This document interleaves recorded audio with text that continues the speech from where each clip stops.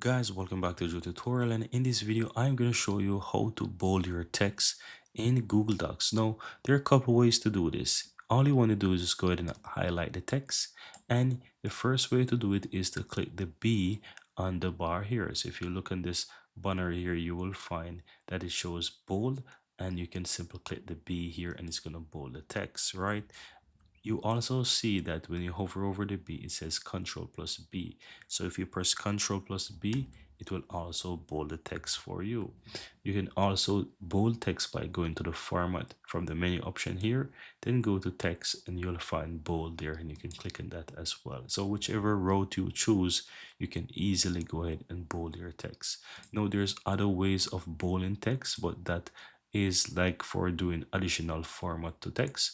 If you go to, for example, the style of text, you can click down the drop down normal text here, and you can find, for example, the header and also the title.